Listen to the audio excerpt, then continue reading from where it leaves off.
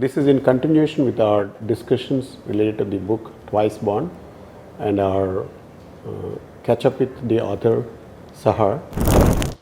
We want someone else to love us fully, someone else to protect us, someone else to provide for us, someone else to take care of us, someone else to understand our emotions.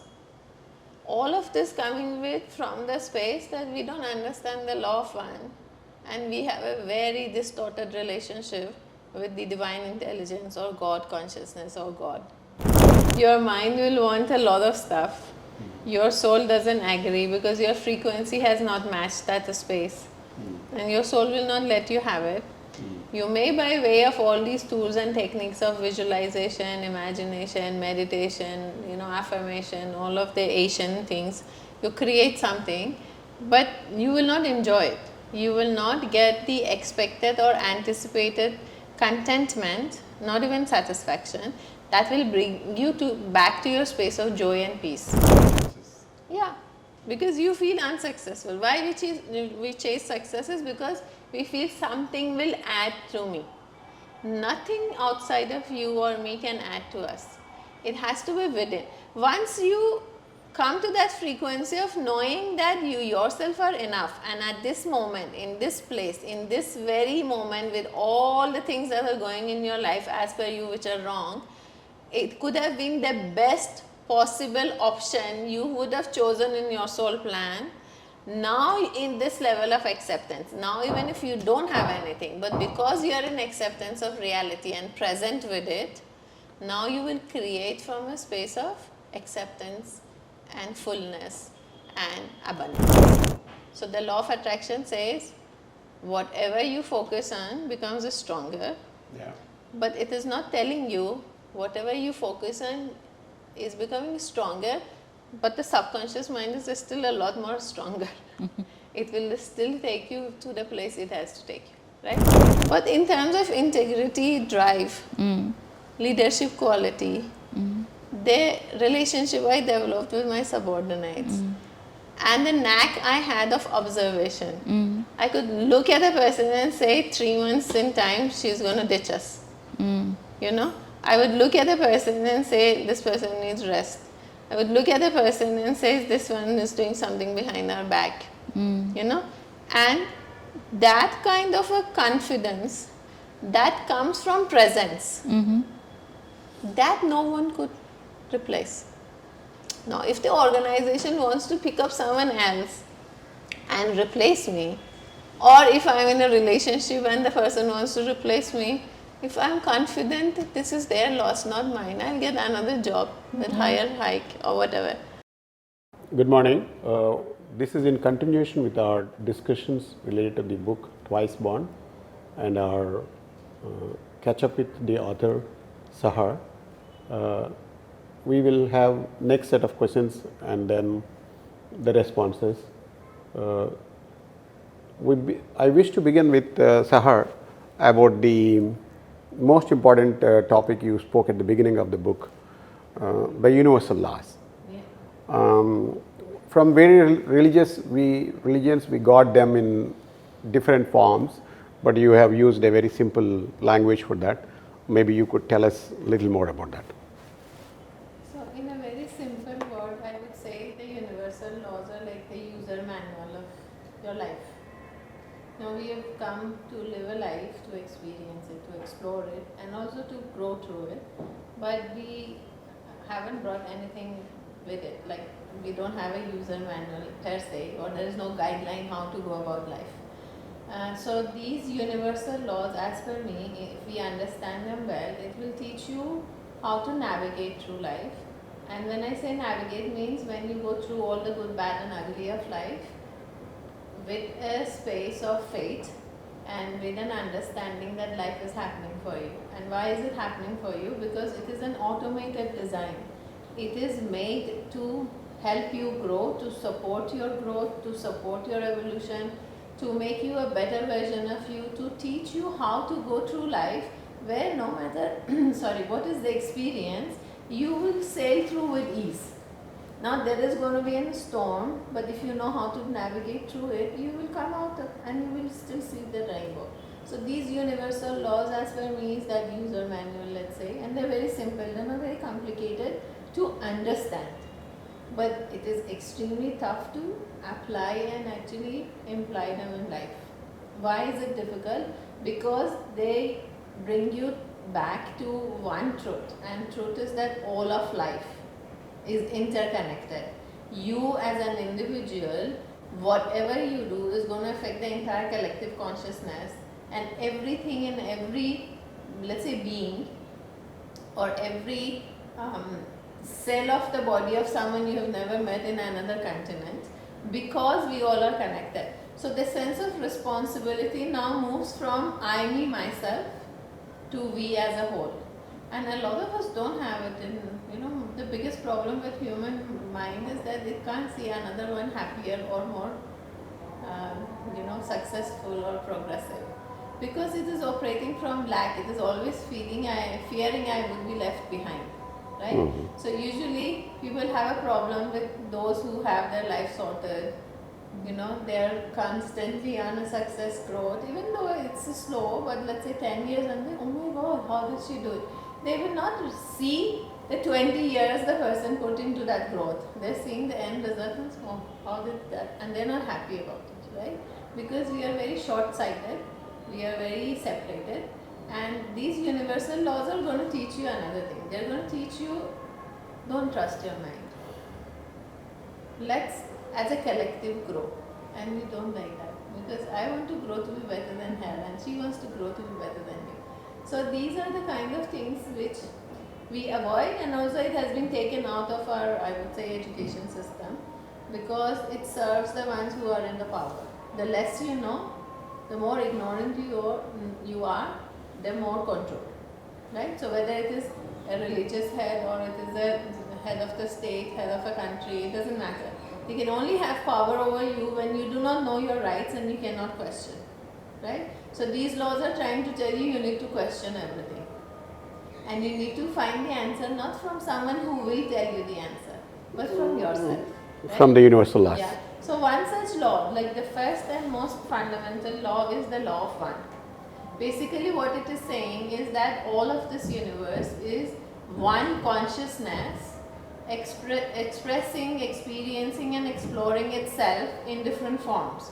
You are not different from any other. You are that consciousness, and that consciousness is you. You are in that consciousness, and that consciousness is in you. Now, why no one wants to address this? Because the moment I recognize this, I realize I am the God of my creation. I am the God of my reality. Now, if I am the God of my universe, who to blame? Yeah.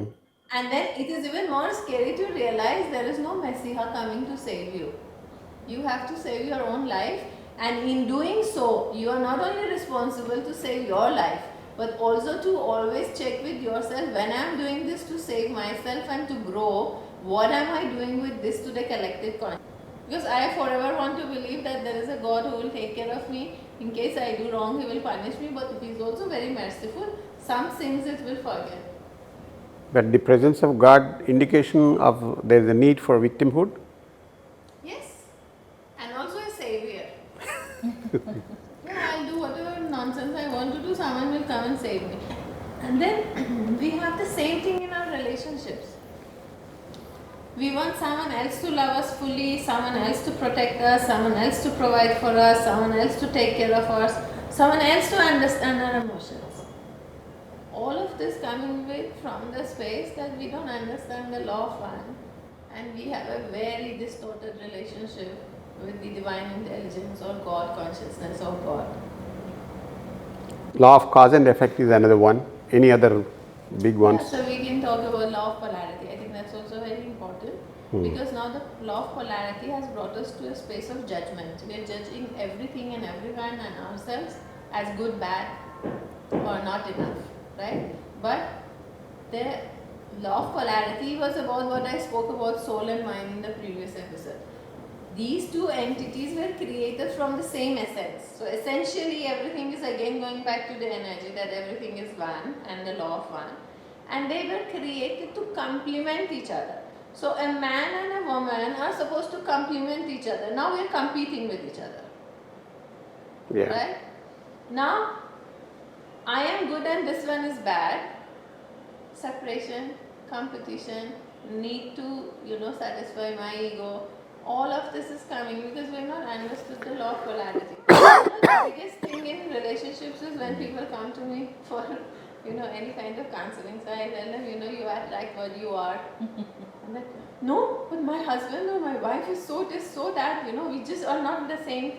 So it's all again from judgment. Yeah, and that brings me to ask more explanation on your famous law of attraction, where you do workshops on that topic too. Yeah, so We attract everything into our lives because what we are. yeah. Yeah, so basically the law of attraction is about again knowing yourself. Your mind will want a lot of stuff. Your soul doesn't agree because your frequency has not matched that space. And your soul will not let you have it. You may, by way of all these tools and techniques of visualization, imagination, meditation, affirmation, all of the Asian things, you create something, but you will not enjoy it. You will not get the expected or anticipated contentment, not even satisfaction, that will bring you back to your space of joy and peace. Because you are creating, using all these tools which are powerful, and using the law of attraction to create from lack consciousness. You are still chasing something. And as long as you chase something, it's going to run away. So if you're chasing happiness, you're chasing because it is running ahead of you. Otherwise, why would you chase? We both are sitting on the same sofa, you don't need to chase anything, right? It's something like success. We chase success. Yeah, because you feel unsuccessful. Why we chase success is because we feel something will add through me. Nothing outside of you or me can add to us. It has to be within. Once you come to that frequency of knowing that you yourself are enough, and at this moment, in this place, in this very moment, with all the things that are going in your life as per you which are wrong, it could have been the best possible option you would have chosen in your soul plan. Now in this level of acceptance, now even if you don't have anything, but because you are in acceptance of reality and present with it, now you will create from a space of acceptance and fullness and abundance. So the law of attraction says whatever you focus on becomes stronger. Yeah. But it is not telling you whatever you focus on is becoming stronger, but the subconscious mind is still a lot more stronger. It will still take you to the place it has to take you, right? Then it says like attracts like, that means your frequency. That doesn't mean, oh, I love Hindi movie, she likes Hindi movie, we are great buddies. No, it doesn't mean that, right? If we both are operating from love, we both are operating from understanding, compassion, we both are, delving inside, knowing ourselves, that's the frequency match. Not because she likes Chinese, I like Chinese, let's go get married. So, and then the third thing that the law of attraction is saying to all of us is, thoughts become things. But consciously I am thinking of success. Subconsciously I am carrying 10 generation back of success will come with a lot of hard work. Now I will really work hard, but I will not have success. I will continuously chase it. And if at all I get a little bit of success, I will not be happy with it. Because I am never enough. So the law of attraction is about, again, working on yourself. And you manifest not with hard work, not with visualization, not with all this, drama that's happening. I also teach law of attraction. So there are some basics. If someone doesn't know anything at all, we have to teach them the basics. I can't teach PhD to a grade 2 student, right? I have to wait for them to come there. But the actual thing about law of attraction is when you're in alignment. And you can only be in alignment if you're authentic. And you can only be authentic if you know yourself. And if you know yourself, then everything else is immaterial. Nothing matters. You know that law of attraction will anyway work. Yeah, it's always working. It's just that then it's not working for you. It's working against you. That brings me to that famous Shifu character in Kung Fu Panda, who tells you nothing happens by accident. Yeah. So this Everything is what he. is planned.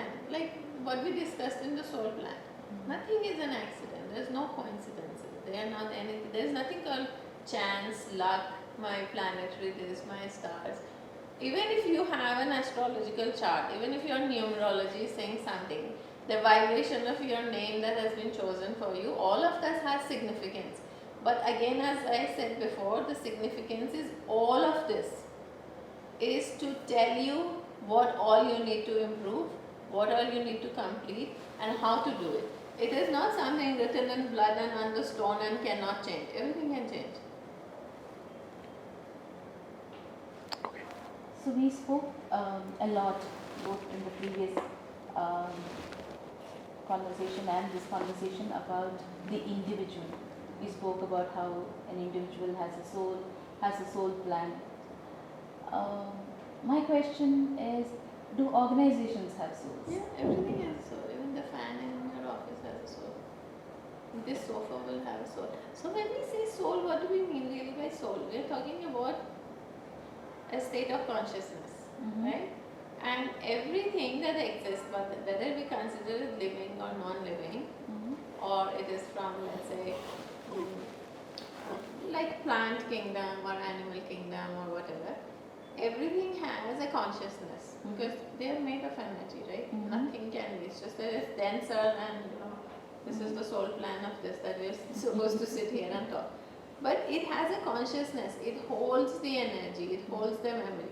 Now we move from here, and someone who's clairvoyant, like I am, I will come into or walk into the office and sit on this chair, and I close my eyes and I will know that okay, someone was sitting here, this was the topic they talked, I would know some information. From where am I knowing? From the consciousness of this, the soul of this. So if the non-living being have consciousness, of course even the collective has a consciousness. It can be a collective consciousness of an organization or a country or land. Even land has consciousness. It has a soul. So they do.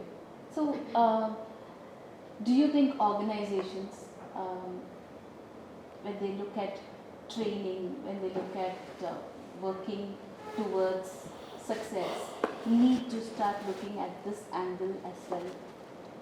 I really feel not only organization, but almost every entity exists, from schools to colleges to organization to governments. They really need to now start looking at things at a very different level and from a, I would say, conscious level. Because whether we like it or not, the consciousness is moving. We are not what we were, let's say 2,500 years ago, when the Christ came. We have moved. Now it is the time, and we are getting awakened because the nature of the universe is we are going forward. We can never go backward unless we have done really extreme karma. I have had such cases where people actually went to lower frequency reincarnations, but that's just very rare cases. So now it is important because the gap between these organizations and people is increasing, as a result of which the health of the organization, which is the health of its collective, the health of its employees, is actually now, they're not healthy. I did a talk in Chennai last year, so he was there. The organization, in terms of health of the organization, was so unhealthy.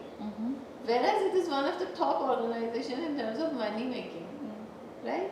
So why is it important? Because all human beings are evolving and organizations are being built and also run by human beings. It is important they are healthy.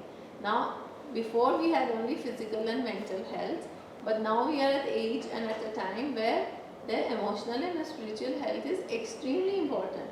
If you have unhappy, unhealthy environment, obviously at some point you will collapse.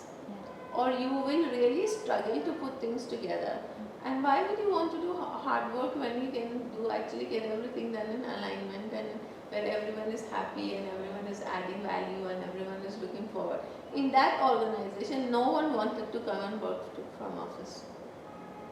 They hated their immediate boss. Okay?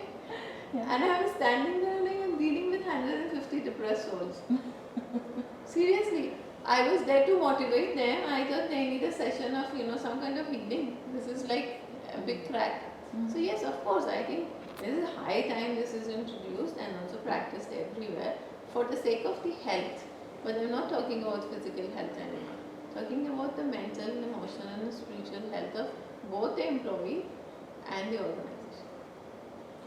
So, when you look at an organization like this, how would you actually go about working with an organization where you feel that there is this crack, there is this disconnect between where they could be and where they are right now? So see, unfortunately in organization everything is about money, right? If you are making good money, you think you are a good organization. But I think any entity, even if it is an organization, you are good only if you are genuinely adding value, especially to the people who are serving you. So when we do interventions for organization, obviously the first and foremost purpose for me is to be able to bring them up, level them up, not by giving a motivational talk for 2 hours, 1 week they're happy, whatever, they're bubbly, and then they go back. The idea is to give people tools and also to the organization tools so that everyone on their own can work on themselves, very simple, basic stuff, and also to tell them and reassure them that there is always solution for a problem. It's just that maybe it is not where you're looking for the solution. Maybe it's another corner of your office or your person, right? So we get involved and intervene in this ways, but sometimes we also do what I told you, the soul microcosm drama, especially in case of conflict between the directors or the higher hierarchy, and where there are really high high profit or margins or values at stake. Then I have done a few where we get a board resolution done through the FC. So they really understand the dynamic. It's not, initially they feel this person is competing with me, is jealous of me, enemy, wants more profit, is greedy. But once it opens up and they realize it really has nothing to do with the individual. The system is ill. The sickness is in the system they have created, and they remove that. Usually that is also where the intervention is quite helpful. So what I am hearing is leadership, becoming conscious is probably the first crucial step towards the organization recovering its health and moving forward towards a place where they are adding value to the ecosystem that hosts them. Yes. So when the leadership is becoming conscious, of course everything below the line, everyone will get affected in a positive way. But to become a conscious leader, it is also important to recognize that, let's say, I think a conscious leader is one that will look at the entire organization as a body, like a human body. And if even one nail is, being cut and there is a wound, so the entire body is uncomfortable.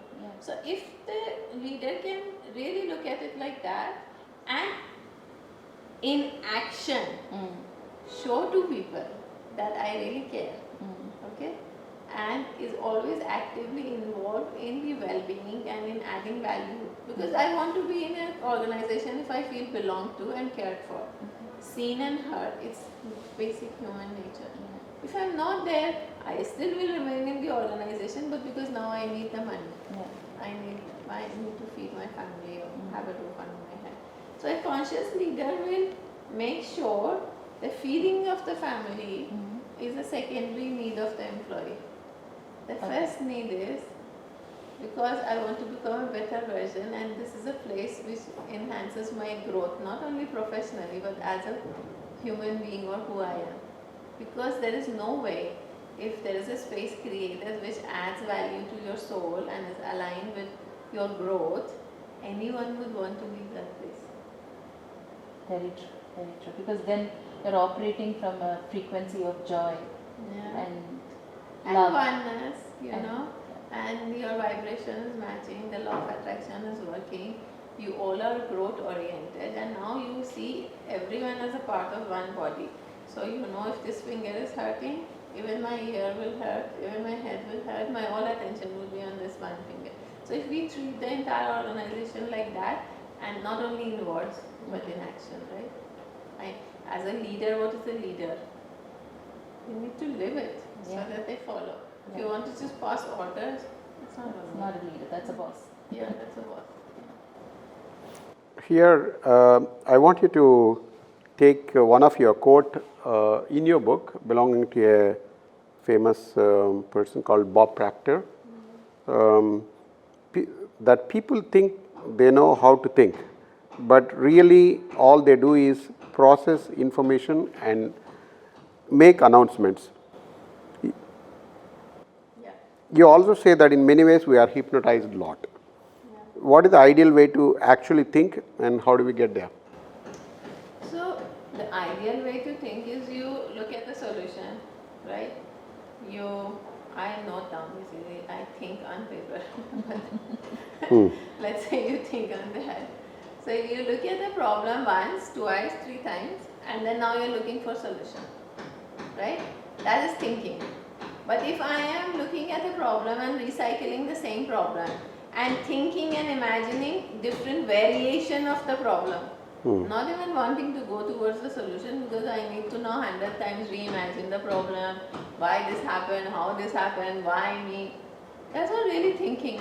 That's recycling an information, and I do not like because it helps me to keep occupied, not take responsibility to change it, you know. So that's like recycling your problem, it's not thinking.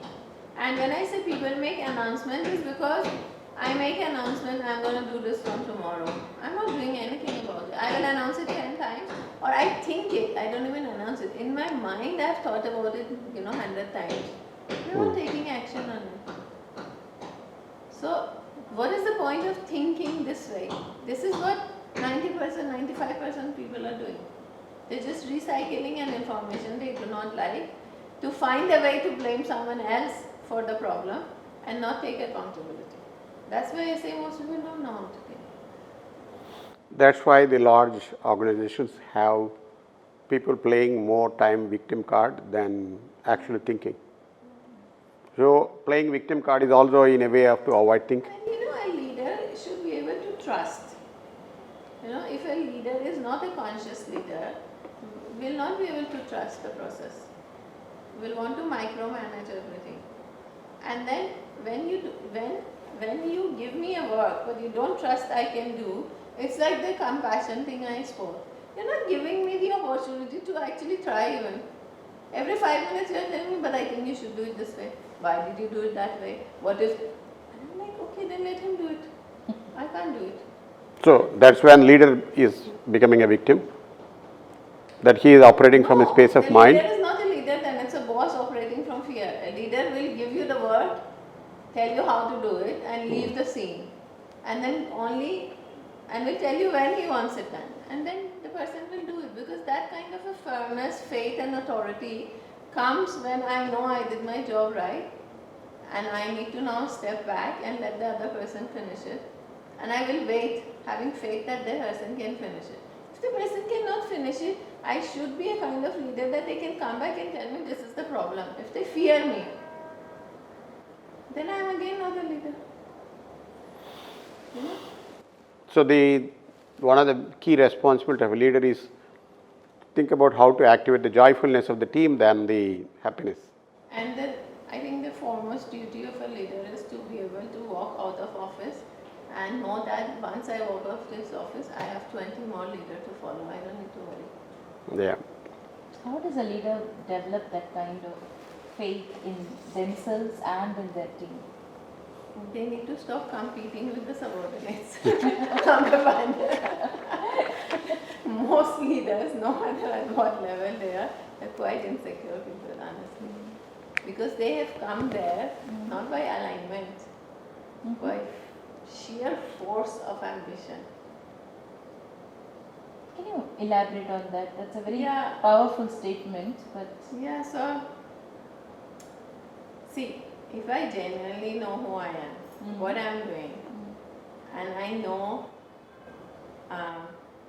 myself basically, right? I know my capabilities, my weaknesses, my shortcomings. I also know my strength. Now I am heading a team of, let's say, I had a team of, let's say, over a few hundreds, right? And there were so many capable people who could easily replace me in terms of what the office work is.